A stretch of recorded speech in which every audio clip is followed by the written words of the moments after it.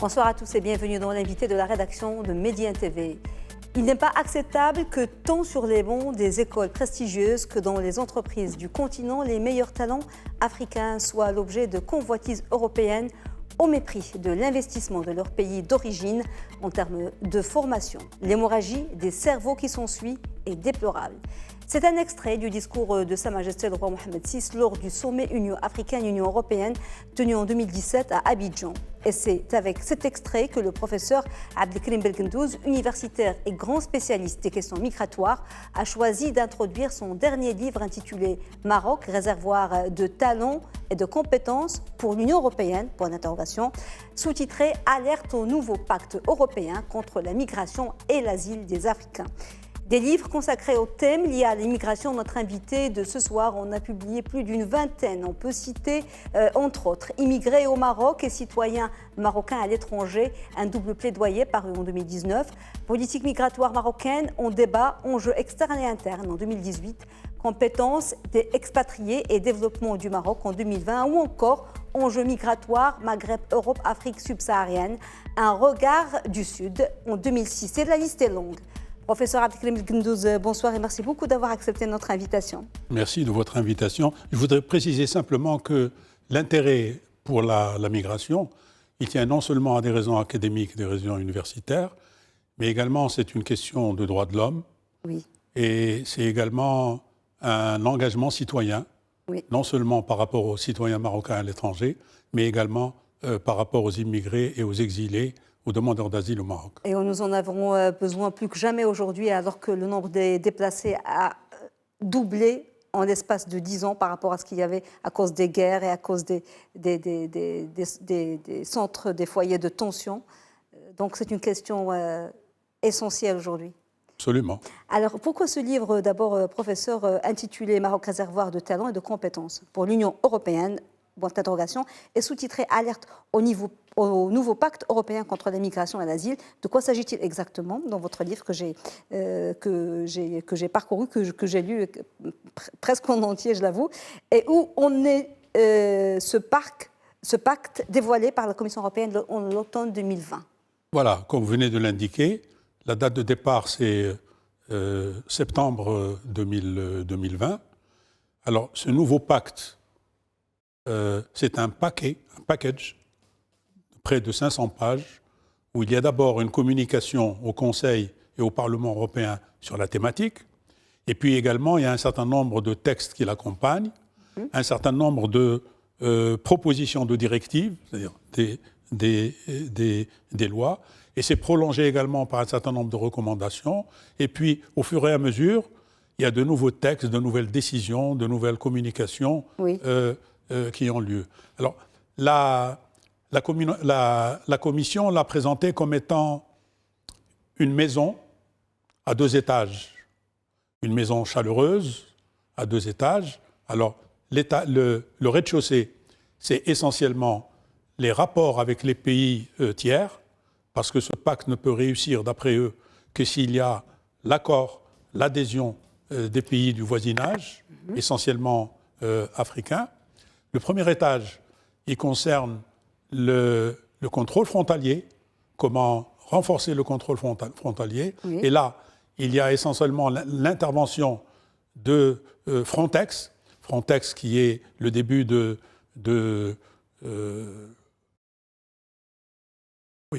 Frontex, frontière, oui, et extérieur, Frontex, voilà. Et donc, c'est elle qui intervient. Et puis, le dernier étage, c'est tout ce qui concerne l'asile. Mais là, en fait, quand on étudie et on voit ce que c'est, ce n'est pas une maison chaleureuse, c'est un bunker. Oui. Un bunker avec trois sous-sols. Oui. Et c'est essentiellement pour fortifier encore plus la... Justement, voilà. Vous vous méfiez beaucoup, professeur, et vous le montrez tout au long de ce livre, vous vous méfiez de ce nouveau pacte européen sur la migration et l'asile. Pourquoi doit-on s'en méfier? Eh bien, disons que ce pacte, il impose une démarche sécuritaire et non pas une démarche de type humaniste.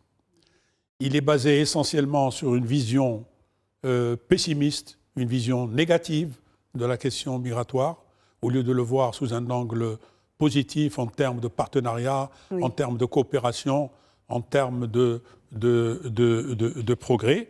Et c'est non pas un pacte pour les migrants, mais un pacte contre les migrants. Et ce n'est pas également un pacte qui introduit une solidarité avec les migrants et avec les demandeurs d'asile, mais c'est essentiellement une solidarité entre les États européens et essentiellement un clin d'œil aux gouvernements populistes qui n'acceptent pas, au nom du grand déplacement, et qui disent, bon, il y aura le grand remplacement, le grand déplacement venant des pays africains. Voilà. Donc c'est essentiellement cet aspect. Et jusqu'à présent, le pacte n'a pas encore été entériné par tout le monde. Il y a encore un certain nombre de questions, notamment sur l'asile. Mais s'agissant des relations avec les pays tiers, ils sont d'accord. Et là, au niveau de chaque pays, ils vont prendre un plan d'action spécifique pour le Maroc, pour la Tunisie, etc. Ça nous touche au Maroc parce qu'il y aura ça. Ça nous touche au Maroc parce que nous avons une politique migratoire, une nouvelle politique migratoire qui est d'essence humaniste depuis 2013. Mais là, c'est tout à fait l'inverse. Ça remet en cause la politique migratoire du Maroc alors que, grâce à Sa Majesté, qui est leader en la matière au niveau de l'Union africaine, eh bien, ça risque de déstabiliser cette approche.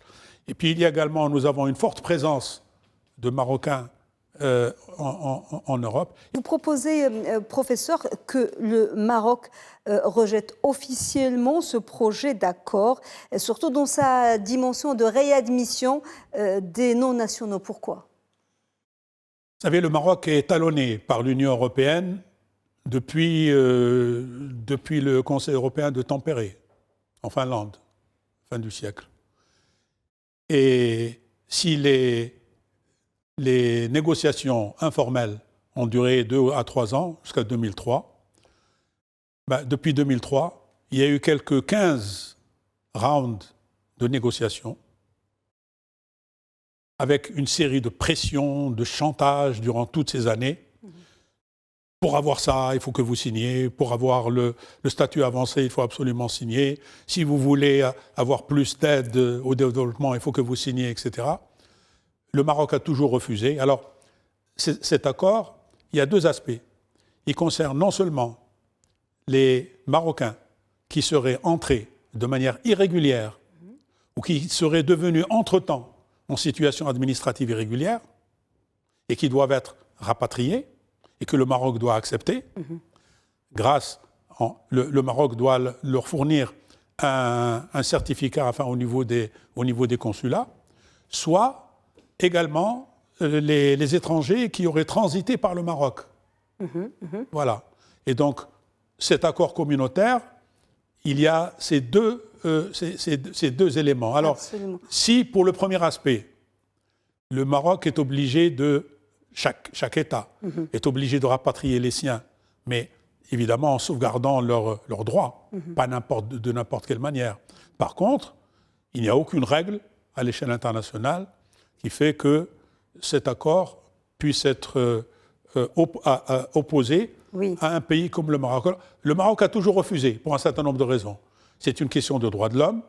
On ne peut pas, par exemple, les gens qu'on arrête, quelle est la preuve comme quoi ils sont passés par le Maroc. Ils se débarrassent de tous leurs papiers d'identité. Et puis il y a des raisons de fond, il y a des raisons politiques. Le Maroc, il a sa profondeur géostratégique. Il a des intérêts. On voit des images d'enfants de migrants régularisés, intégrés dans l'école, dans les écoles marocaines. Le Maroc a des intérêts, disons, au niveau des pays africains. Et le fait de jouer au rôle de gendarme, de rapatrier chez soi ces migrants, de les mettre dans des camps, de les rapatrier par avion ou par une autre forme, etc., c'est une pratique sécuritaire que le Maroc s'est toujours refusé de pratiquer. Puis au même moment, comme vous venez de le dire, le Maroc il a été quand même novateur depuis 2013 avec ce qu'on appelle la nouvelle politique migratoire du Maroc, qui concerne en fait l'immigration et l'asile, tout simplement. L'accord de réadmission remettrait en cause ce genre de pratique. Absolument. Vous êtes professeur aussi très critique en ce qui concerne l'immigration des compétences, que beaucoup considèrent comme une liberté de mobilité et parfois une chance de pouvoir aller travailler en Europe, au Canada ou aux États-Unis. Disons, ce n'est pas une peur, mais c'est un rejet raisonné et une dénonciation réfléchie. Je sais, là, vous soulevez un débat de fond qui existe depuis des années et des années. Alors, il y a certains qui considèrent que cette migration, c'est une fuite des cerveaux, c'est un gâchis, c'est une perte à deux niveaux.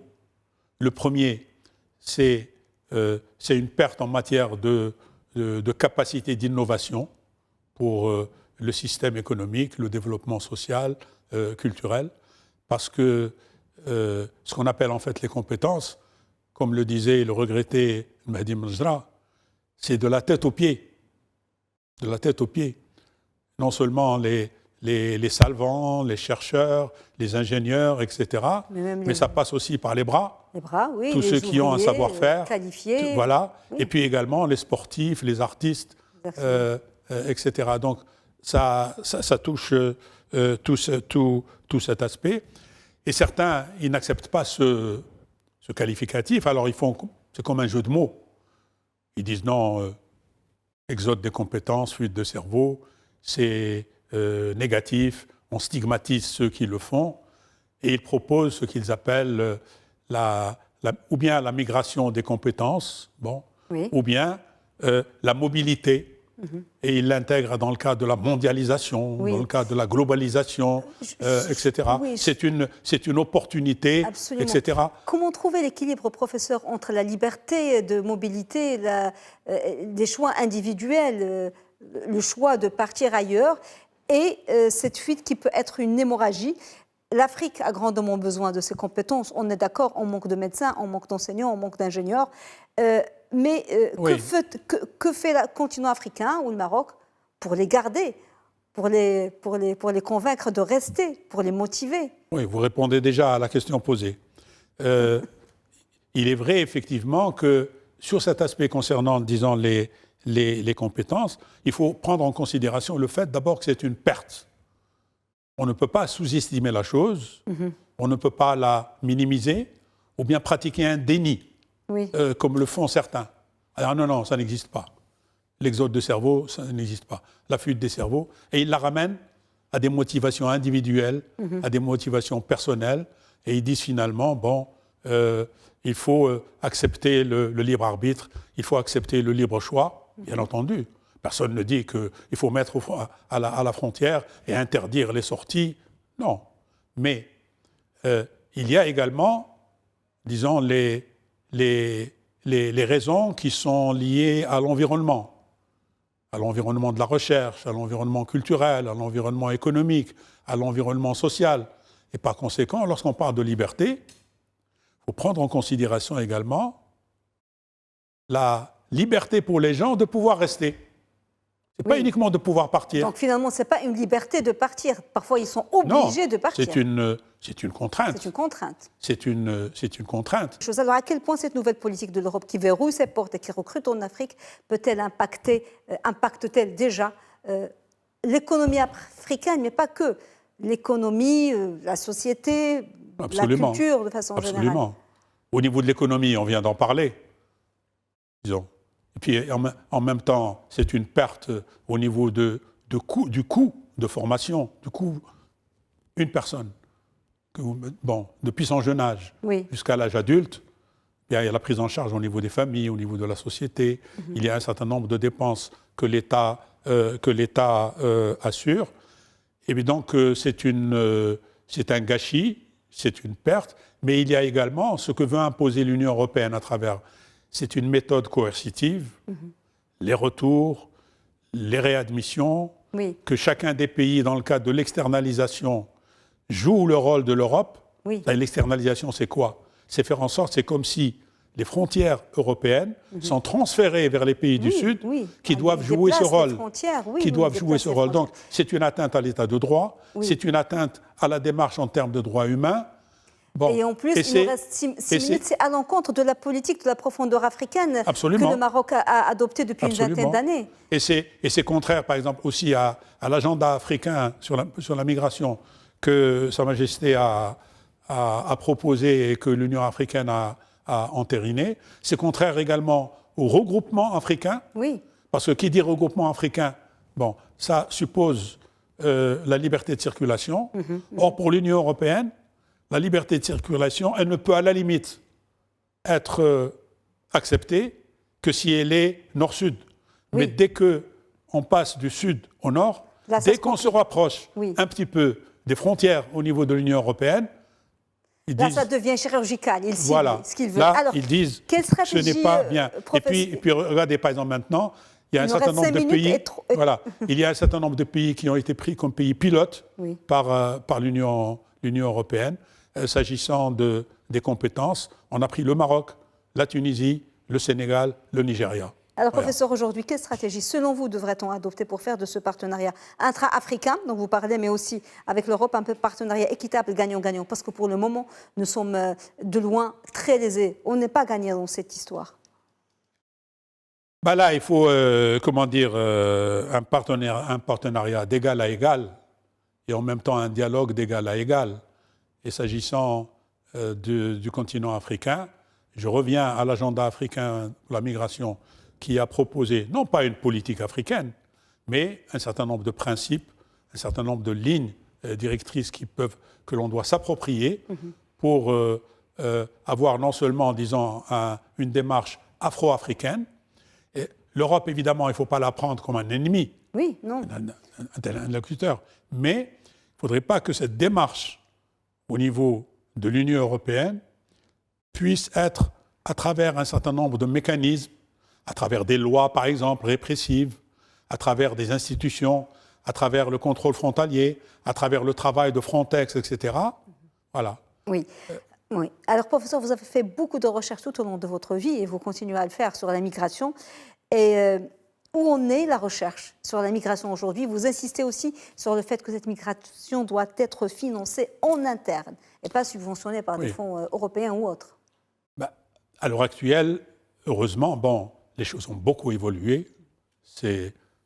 On relève avec satisfaction le fait que dans beaucoup d'universités, il y a des jeunes chercheurs et de moins jeunes depuis le temps. Il y a des masters, on discute de la chose au niveau de toutes les disciplines. Voilà. Mais nous n'avons pas encore un agenda national de la recherche national. Nous n'avons pas encore un observatoire national de la migration, sous ces deux aspects, à la fois immigration étrangère et puis en même temps... Il y avait à un certain moment, il y avait un organisme, il y avait un observatoire, non? Oui, il y a toujours sur le papier, sur le papier un observatoire national de la migration qui est domicilié au niveau du ministère de l'Intérieur, mais c'est une coquille vide. Et puis il ne concerne que l'aspect immigration étrangère. De la même manière qu'on avait à un certain moment, avec l'OIM, on avait un observatoire de la communauté marocaine à l'étranger, mais là aussi, il publie un livre tous les 3 ou 4 ans, mais ce n'est pas un véritable observatoire. Alors l'idée maintenant, il faudrait qu'il y ait effectivement un observatoire, un seul, pas deux, et qui concerne les deux aspects, et qui soit ouvert aux chercheurs, à la société civile, aux syndicats, etc. Alors jusqu'à présent, le financement, c'est essentiellement un financement de l'Union européenne ou d'un certain nombre de pays, la GIZ, l'Italie, etc., etc. Alors, quand vous recevez un financement externe, forcément, les résultats, vous répondez à une demande précise. Il y a, malgré l'indépendance d'esprit que peuvent avoir certains, il y a une certaine forme d'autocensure. On ne critique pas ce qui se passe, etc. Puis, ce que j'ai relevé il y a à peu près 2 ans, l'initiative est venue de l'Union européenne, c'est bien. Ils ont voulu créer ce qu'on appelle le NAMAN. C'est le réseau académique nord-africain des chercheurs en migration, qui comprend l'Égypte la Libye, la Tunisie, l'Algérie, le Maroc. Bon. Et qui est financé, qui joue la jonction entre les chercheurs d'une part et les décideurs. Et dans chaque pays, il y a un comité national qui a été formé. Malheureusement, au niveau du Maroc, ça s'est fait un peu en catimini et un peu en excluant un grand nombre de chercheurs jeunes et moins jeunes. C'est récent quand même. Et puis, il est toujours temps parce que c'est un organe. Oui, mais il faut que ça parte du bonne base. Il faut qu'il y ait un maximum, qu'il faut intégrer toutes les compétences. Mais il faut que ça parte du bon. Et puis les recherches. Il reste 1 minute, professeur. Pardon ? Il reste 1 minute pour. Alors, il y a la dernière question qui est très importante parce qu'elle est liée à l'actualité. Elle est liée au discours du souverain du 20 août dernier, où il a beaucoup été question des Marocains résidant à l'étranger et de la nouvelle approche. Si je veux résumer, il ne faut pas signer d'accord de réadmission, voilà, et le dire officiellement. 2, ne pas signer un accord de travail avec Frontex. Sinon, ce serait la frontexisation des politiques migratoires. Et puis, s'agissant de ce pacte, il faut qu'il y ait un dialogue. Par exemple, le Conseil économique et social et environnemental marocain peut avoir un dialogue avec les conseils similaires en Afrique, en Europe, le Parlement marocain, etc. Et puis, il faudrait également, comme je l'ai dit tout à l'heure, qu'au niveau de la nouvelle politique en matière d'immigration et d'asile, il faudrait l'actualiser.